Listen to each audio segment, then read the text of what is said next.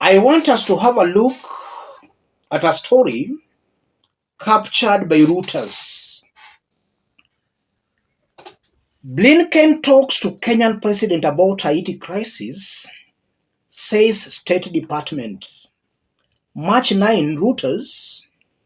U.S. Secretary of State Antony Blinken spoke with Kenyan President William Ruto about the Haiti crisis, and the two men underscored their commitment to a multinational security mission to restore order, the State Department said on Saturday. Haiti entered a state of emergency last Sunday after fighting escalated while Prime Minister Ariel Henry was in Nairobi seeking a deal for the long-delayed UN-backed mission. Kenya announced last year it would lead the force, but months of domestic legal wrangling have effectively placed the mission on hold. In a statement, the State Department said Blinken and Ruto underscored unwavering commitment to the deployment of a multinational security support mission. It gave no other details of the talks and did not say when the conversation took place. Yes, that's a press release yesterday by U.S. State Department. And from that press release, the State Department is confirming that U.S. Secretary of State Antony Blinken called Ruto over the Haiti mission, and the two leaders underscored the need of deploying troops to Haiti. And this is very interesting because just a few days ago, US government rejected a request by some Haiti government officials for US to send their special forces to Haiti to help calm the situation. US government rejected that request, and it made it very clear that they were not sending their troops to Haiti. And now you are seeing the Secretary of State making a phone call to Ruto, and I'm very certain that the aim of that phone call was to pressure Ruto to send Kenyan police to Haiti.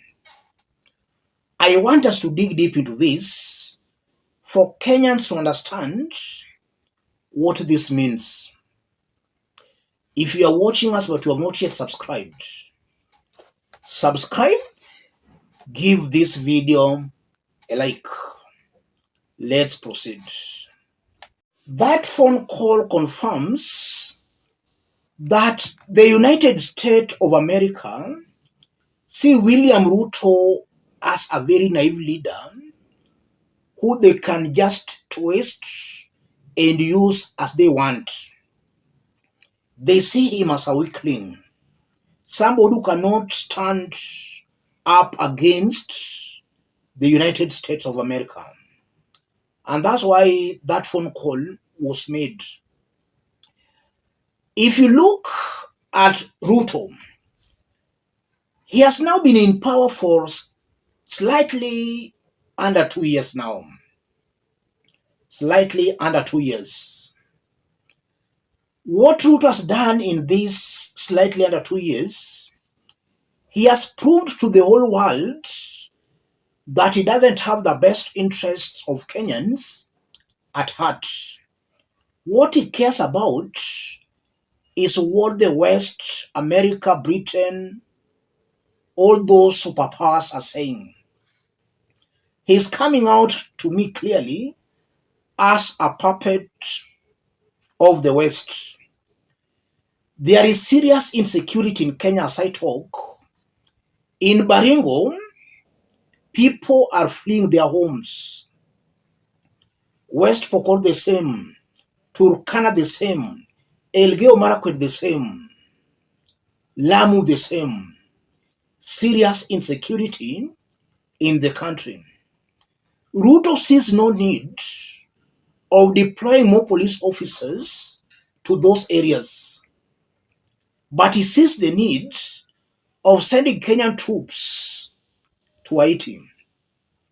That in itself confirms beyond any reasonable doubt Ruto does not have the best interest of Kenyans at heart. He cares about outsiders. That's coming out very, very clearly. And then secondly, if you look at what is happening in Haiti, the Prime Minister of Haiti, Ariel Henry, has been blocked from stepping foot in Haiti. How will Kenyan troops be welcomed there?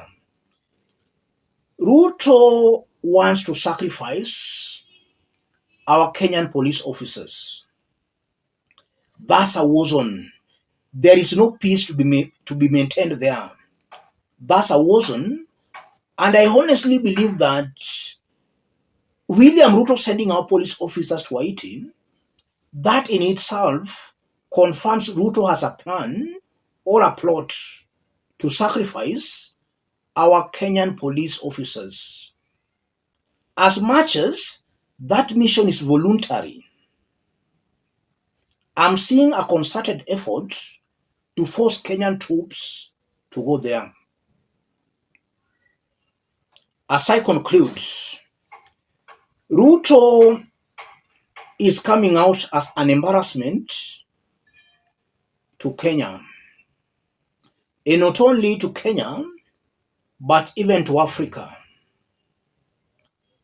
I'm seeing Ruto as the weakest link in Africa. He has really availed himself to be used by the West.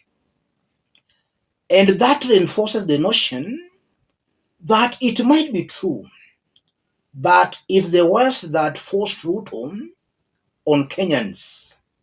That was in August 2022.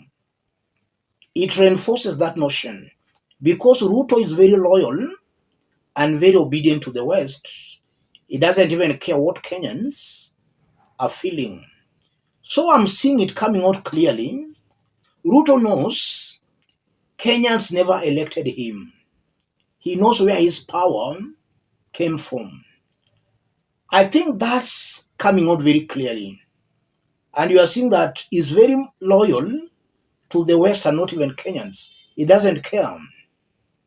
If you look at these taxes being imposed on a daily basis, the removal of subsidies, it's the West that has been pushing William Ruto to do that. So Kenyans should and must know they don't have a listening president. They have a president who is serving the interest of other people.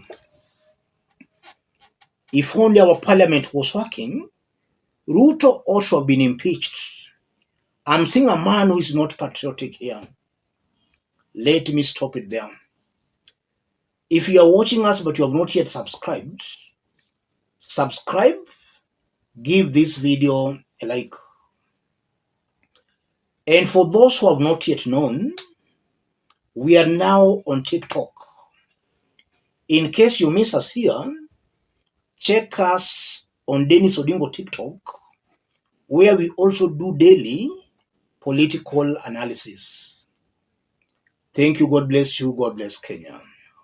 Najua wengine wanajaribu kuniuzia uoga mimi. Oh, Deputy President, unajua hii watu ya pombe ni kali sana. Wewe na ni mtu ya kuchaguliwa. Si watu watakufukuza vile walifukuza Mutudho. So mimi niseme namna hii. Mimi sikuzaliwa kwa hii kiti ya Deputy President. Sikuzaliwa hapo. Nimepata tu juzi. Miaka hii ingine yote nilikuwa nakaa tu naendelea. Ninakula na ninakunywa. Na ninaendelea na mambo yangu. Sio lazima nikae hapo milele. Kama hii kiti itapotea kwa sababu ya kusema watoto wetu hatutakubali wauziwe sumu, niko tayari. Niko tayari. Na hakuna kiongozi yeyote gavana, unajua mtu angetaka kuwa anaongoza walevi tupu.